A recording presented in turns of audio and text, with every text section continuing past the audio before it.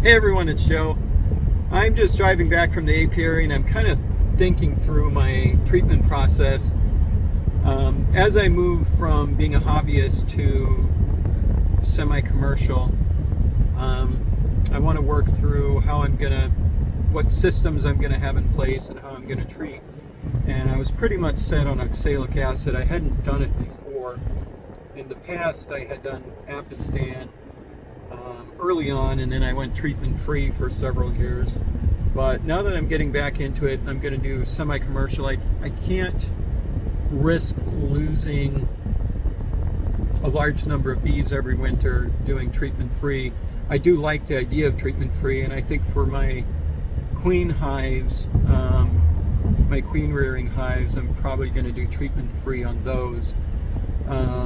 And I'll probably have a separate out yard for my treatment-free hives because I don't want to risk them getting mites transferred to the other bees. But whatever the case is, with treatment-free, you can't,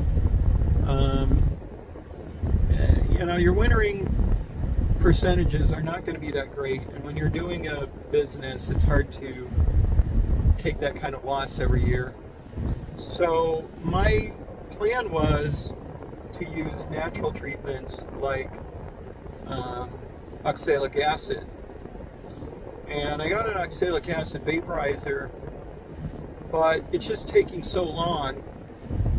It takes quite a bit of time per hive, and even if I do other stuff, like I check the other hives in the apiary, I'm still going back and forth. And then, like today, I was checking other hives in the apiary, and I connected the vaporizer to the battery, and I ran the vaporizer. I was inspecting another hive, and then I remembered to come back and switch it to another hive.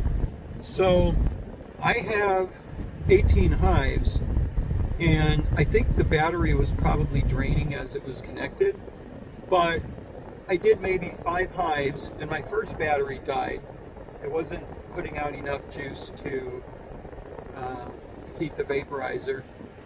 So, and that one, it wasn't necessarily charged full because I did use it the last time I did the vaporizer. But then I switched to another battery, and I took it out of my dad's lawnmower, and then that one died before I could finish as well. So it's kind of cumbersome. I'm sticking this vaporizer into the hive and trying to treat them that way, and it takes quite a bit of time. So I don't think it's efficient as in a semi-commercial capacity to be spending that kind of time per hive trying to treat them.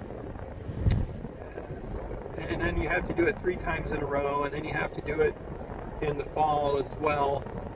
So I'm really rethinking my strategy. I think I'm going to do formic strips, the MAQS strips, and just wait for the temperature to get into the right range. And I think that's going to be a lot more efficient. There is a risk of damaging the queen and the bees, but if you have 3 days of below 84, it should be pretty safe. And ideally you want 7 days below 84, but it seems like the first 3 days is what really matters.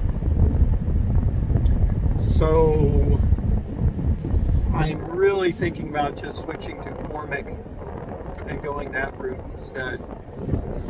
It does cost more per hive, but it is 100% kill almost, and it kills the mites inside of the brood. It can be done with the honey on the hive, and it's super quick. You lay a strip on top of the hive, and it's also natural. Formic acid is natural, so